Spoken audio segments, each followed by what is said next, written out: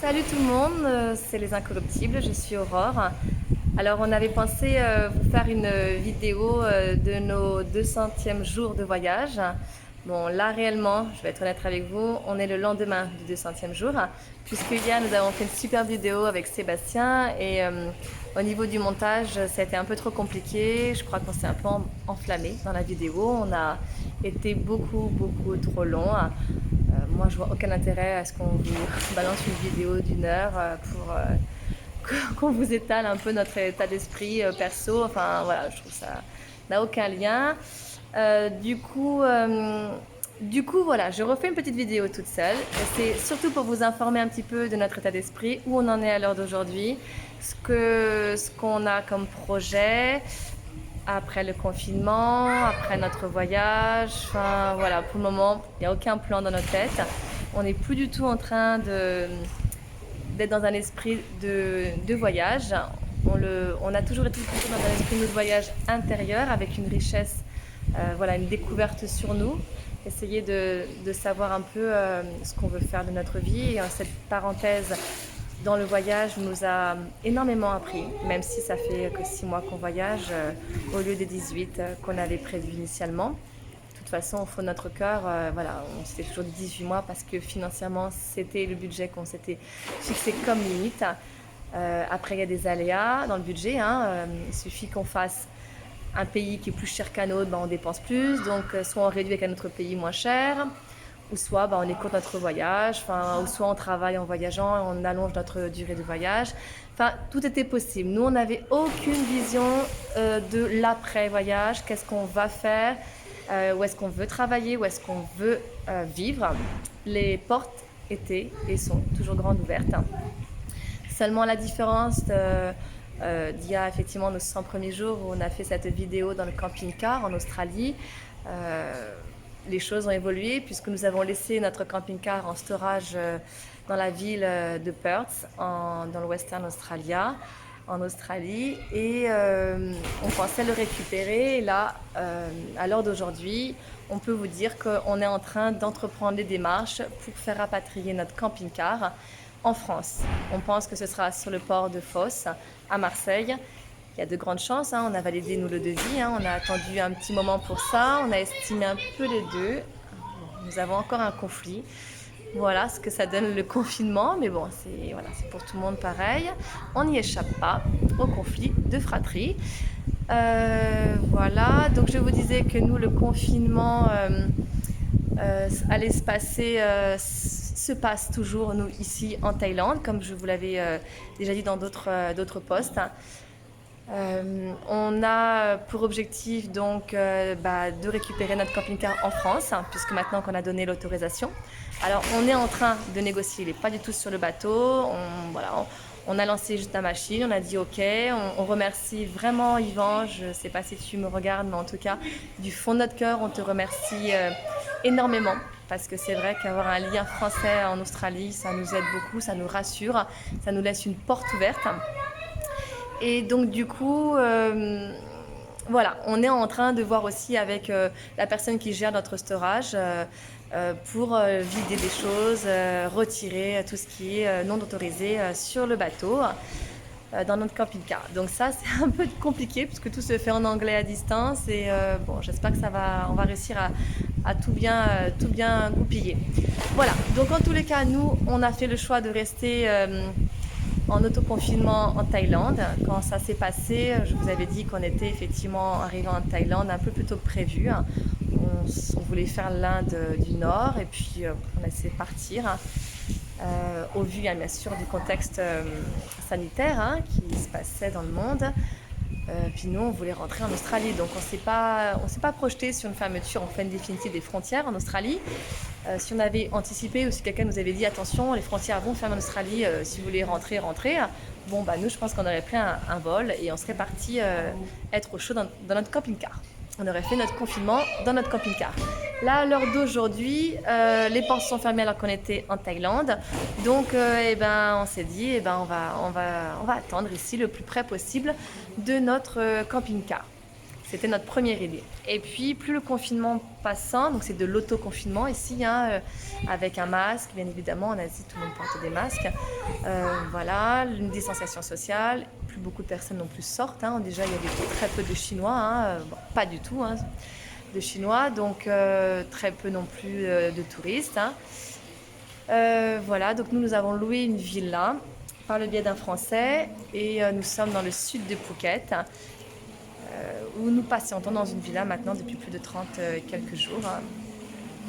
Voilà, donc nous avons une piscine, donc c'est vrai que c'était le critère. Moi, je voulais avoir une piscine pour les enfants puisque nous n'avons plus rien. On est en sac à dos, on a le minimum et vraiment le minimum par rapport à la dernière fois où on a été en backpacker avant de récupérer notre camping-car. La première fois, on a fait le Japon et autres pays. Donc là, c'est vrai que on voulait pour nos enfants, avec la chaleur qu'il fait qui est écrasante ici, on voulait pouvoir leur offrir un divertissement autre que la télé, hein, puisque bien évidemment nous avons la télé aussi. Mais bon, voilà, du coup, ça commence à être un petit peu long le confinement. Je passe, c'est un petit peu long, mais moi je le vis quand même relativement bien. On est quand même privilégié ici, hein, on va pas se cacher qu'on est quand même mieux dans un appartement et que bah, du fond de mon cœur, je comprends la situation vraiment que peuvent endurer les personnes qui n'ont pas choisi ce confinement-là, hein, comme beaucoup, hein, mais qui quelque part permet de de trouver une ressource intérieure et j'arrive ma chérie et qui permet surtout ce confinement-là de réfléchir un peu à l'existence de notre vie. Nous, on l'avait déjà un peu commencé avec ce voyage. Là, on a énormément de temps à penser à ça, énormément de temps aussi à s'informer sur ce qui se passe autour de nous dans le monde. Mais l'important aussi, c'est qu'on sache vraiment se centrer dans notre cœur pour savoir ce qu'on envisage de faire. Voilà, se laisser plus porter par le cœur, même si c'est toujours ce qu'on a fait jusqu'à présent dans notre voyage. Le mental a très très peu été dans nos décisions, hein. On a toujours suivi nos cœurs, nos intentions respectives, puisque que ce soit Sébastien ou moi, quand on ne sentait pas, on partait. Quand quelqu'un nous disait, un local nous disait, tiens, allez voir tel endroit, c'est sympa, bon, on fonçait, on y allait. Si c'était bien, on y restait. Si c'était pas bien, on partait. En tous les cas, voilà, on a écouté notre intuition, on est ici, ça nous fait du bien cette introspection. Par contre, on a quand même anticipé notre retour. On ne fera pas les 18 mois comme prévu, mais je pense que ce n'est pas du tout l'importance. Maintenant, il faut qu'on le voit différemment. Comme ce voyage est une richesse intérieure et plutôt nous spirituelle que touristique, nous avons mis en place du coup ce rapatriement. Donc, nous savons que nous allons rentrer dans les prochains mois. On ne sait pas quand, par contre, on va vraiment encore se laisser porter par les imprévus, les opportunités. Et on rentrera peut-être en même temps que le camping-car. En tout cas, on ne rentrera pas avant. Donc, il prévoit de le faire rapatrier vers à peu près mi-juillet. Il serait en France. Nous, soit on rentre en même temps, soit on continue encore un petit peu à voir ce qui se passe autour de nous. On verra, ça sera porté en fonction de nos humeurs aussi. Ensuite, on envisage quand même, pour vous dire, de voyager aussi en France, hein. On aimerait bien poursuivre un petit peu notre périple en France, lié à notre projet. Est-ce qu'on a un projet, du coup, de rester toujours dans cette vision nomade un peu, mais surtout responsable, autonome, écologique. Voilà, on a la conviction maintenant que c'est ce que nous devons faire et que ce voyage nous a aussi ouvert les yeux. Ce confinement nous a permis aussi de voir clair un petit peu dans ce qu'on voulait. Tout de suite d'ailleurs, quand on est arrivé ici, on s'est posé, on s'est mis à faire des dessins, à faire des plans de maison. Alors on souhaite bien sûr toujours une petite maison, hein, c'est pas une grande maison, hein. On ne veut plus retrouver une maison de 100 mètres carrés, voire on avait 130, mais on ne veut plus du tout avoir ça. On trouve que c'est plus nous, ça ne nous correspond plus. On préférait avoir un immense jardin et une petite maison. Et puis pourquoi pas voyager aussi, tout est possible, mais en tous les cas on voudrait vivre en autonomie, voilà, en autonomie, en mode responsable. Et puis pourquoi pas en vivre aussi, ça c'est une deuxième partie, on verra un peu comment ça se passera, on a des idées, des projets, mais voilà. En tous les cas, moi, je sais aussi maintenant ce que je veux faire, puisque ce voyage, c'était aussi un peu une porte aussi que je laissais un peu entrouverte en me disant, bon voilà, ce voyage, j'espère, va m'apporter des réponses à mon avenir professionnel, puisque moi j'avais mis un petit peu en stand-by avec les maternités. Je souhaitais aussi faire une pause, réfléchir un peu sur moi, enfin beaucoup de développement personnel. Et là maintenant, je pense savoir un peu où je vais me diriger, que ce sera des petites portes que je vais ouvrir, et puis après ces portes elles me mèneront ailleurs. Mais en tout cas maintenant, je sais où je vais aller. Voilà, donc ça on le mettra en place tranquillement aussi en rentrant en France. Ensuite, les enfants, on projette en fonction d'eux. Soit ils vont à l'école, soit ils y vont pas. Alors, c'est surtout les copains qui leur manquent. Mais moi, je sais pas si je les remettrai à l'école, si ça ne tenait qu'à moi. Je suis partagée aussi parce que ça libère aussi du temps pour moi pour pouvoir après faire des formations ou des stages dans ce que j'aimerais faire. Mais voilà, on se sera porté. Je verrai ce que je trouverai sur place, qu'il y aura sur place, où on sera. Et Sébastien, quant à lui, voilà, sa mise à disposition dans la fonction publique hospitalière d'abord était pour 1 an, donc arrive à terme en octobre là. Donc on a 1 ou 2 mois avant pour décider si on reconduit ou pas. Donc ça, c'est à lui de voir. Donc soit on reconduit, mais sachant que le cœur n'y est plus, hein, c'est sûr qu'on a d'autres projets. Alors peut-être qu'il va reprendre et puis voir s'il y a d'autres perspectives ou pas reprendre. Ça, c'est sa décision, ça lui appartient. Et puis il n'en sait pas trop à l'heure d'aujourd'hui. Voilà, voilà quoi vous dire par rapport à notre retour qu'on envisage dans les quelques semaines, quelques mois, je pense, à venir. Et, euh, et puis notre vie ici en Thaïlande se passe relativement bien. On fait des rencontres quand même. Enfin, évidemment, on a fait une rencontre super sympa avec l'agent qui nous a mis en relation avec cette maison, hein, qui est le français. Voilà, Emmanuel, que vraiment on remercie et puis qu'on apprécie beaucoup pour l'accueil, pour la convivialité et les conversations. Enfin voilà, de toute façon, toutes les rencontres qu'on a pu faire à travers ce voyage, j'ai petit clin d'œil un peu à tout le monde, à Estelle et David bien évidemment, hein, qui sont dans mon cœur. Voilà, d'ailleurs, ça vibre en moi parce que c'était un peu comme une évidence. Je pense qu'on fallait qu'on se rencontre. Mais d'ailleurs, on a hâte de vous rencontrer de nouveau, de vous revoir tous les 5. Voilà, donc c'est une vidéo un petit peu spéciale où il y aura que ma tête, hein. Je vous montrerai peut-être un petit peu à l'intérieur de la vie de la maison, là, à l'heure d'aujourd'hui, comment elle vit, hein, un peu animée. Mais voilà un petit peu où on en est. Je vous ai pas parlé non plus de notre confinement ici au niveau légalité. Nous on a un visa maintenant qui est bon, hein. Enfin, on n'a pas de visa, c'est l'amnistie de visa, donc on peut rester ici en Thaïlande jusqu'au 31 juillet. Voilà, Phuket, l'île de Phuket est fermée par contre jusqu'au 30 avril, donc c'est bientôt la fin. On va savoir un petit peu si on peut circuler dans les districts, dans les villes. Donc on aimerait bien, nous, je vous cache pas, hein, on voudrait visiter un petit peu la Thaïlande. On a un petit peu visité, c'est vrai, en une semaine. On a été voir un peu le nord de la Thaïlande, Chiang Rai, qui est magnifique. On aurait voulu prolonger beaucoup plus, mais on a fait le choix de descendre dans le sud pour pouvoir se dire, voilà, un confinement sera peut-être toujours mieux dans le sud. On n'aura pas les brûlis non plus. On sera peut-être dans de meilleures conditions pour les enfants. Et, euh, et voilà, c'est surtout notre raison pour laquelle nous sommes ici à Phuket. C'est très très sympa cette petite ville où on est à Railway en tout cas et qu'on a hâte de visiter avec notamment des parcs nationaux magnifiques, plein de petites îles aussi, mais il y a beaucoup de nature aussi qu'on aimerait bien voir.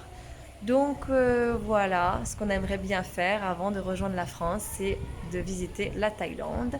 Et pourquoi pas, c'est 1 ou 2 pays qui s'ouvrent entre deux, puisque nous on a jusqu'à mi-juillet. Si on peut encore aller sur notre chemin, parce qu'on ne fera pas des détours, hein, bien évidemment, pour voyager. Hein. Pour nous, notre voyage extérieur à la rencontre de d'autres cultures, je pense que ça, c'est en train de se terminer. Hein. C'est plus dans l'objet d'aujourd'hui. Hein. On est parti sur d'autres projets. Peut-être que, même c'est sûr, on y reviendra dans 1 an ou dans 2 ans, si bien évidemment les conditions le permettent de voyager. On aimerait bien voilà, aller voir les pays, notamment d'Amérique, qu'on ne pourra pas voir. Ça, c'est un grand arrache-cœur quand même, parce que Sébastien voilà, avait vraiment l'envie d'aller voir l'Amérique du Sud, moi aussi. Bon, moins joué que lui, mais moi c'était plutôt le Mexique et les États-Unis, hein, où je voulais voir tous ces parcs nationaux. On verra, peut-être qu'on le fera plus tard, hein, ça c'est pas... tout est possible dans la vie. Donc à partir du moment où je mets l'intention de vouloir le mettre en place, on le fera. Hein. On a bien réussi à faire ce voyage-là, à vendre la maison, à partir avec 4 enfants, à faire en sorte que tout se passe bien. On a quand même, pour le moment, voilà, tout se passe quand même bien. On n'est pas malade, on n'a pas eu de gros coups durs, des petits aléas, bien sûr, mais ça, c'est partie du voyage et de l'expérience. Mais voilà, on conçoit maintenant la vie autrement, avec d'autres projets, plus en lien avec nous-mêmes, la nature, le cycle de la vie et notre cœur, quoi. Voilà. Donc je ne sais pas si en tous les cas vous m'aurez écouté jusqu'à la fin. C'était juste pour donner une petite information sur ce qu'on vit aujourd'hui, où on est et comment on envisage les choses. Maintenant, je vous emmène dans notre petite villa, qui est une grande villa, hein, mais c'est ironique. Trop grande villa pour nous, hein. Mais voilà, on ne va pas se plaindre, c'est très bien. On trouve qu'on paye un peu cher, mais c'est aussi peut-être le prix. Après, c'est quand même très négocié, hein, c'est un prix négocié, donc c'est pas cher. Mais bon, voilà, nous, tout est relatif avec notre budget à nous. Hein. Voilà, donc je vous montre ma petite famille. Donc là, nous avons le papa chef de famille. Bien sûr, t'en devais. Bonjour la petite dame, T'es méchant. c'est pour la télévision française? C'est ça, un petit mot peut-être? Non. T'es méchant, voilà. je Télévision, touche ça à- nous intéresse pas je trop. touche à tout, Ah oui, voilà. c'est vrai, nous ne regardons plus la télé, les médias. Bon, nous sommes quand même sur le téléphone et sur l'ordinateur. On essaye de faire un peu du montage. Non. Enfin, du Dessin, montage alors, et du dessin. Alors surtout, oui, Sébastien, montre-nous tes dessins, parce que Sébastien se découvre un talent caché. Voilà, il fait énormément de dinosaures en ce moment. Oh, papa, Parce que ce sont les filles qui demandent. Elsa, que tu veux dire quelque chose par rapport à tous ces dessins? Attention que je te montre Non. pas entièrement. Non. Non, il veut pas me faire un dessin, je réponds pas. Bah, il en fait pratiquement 10 par jour des dessins. Et puis je peux te dire qu'il a un sacré coup de Il feu. y a une Hein. machine à débiter.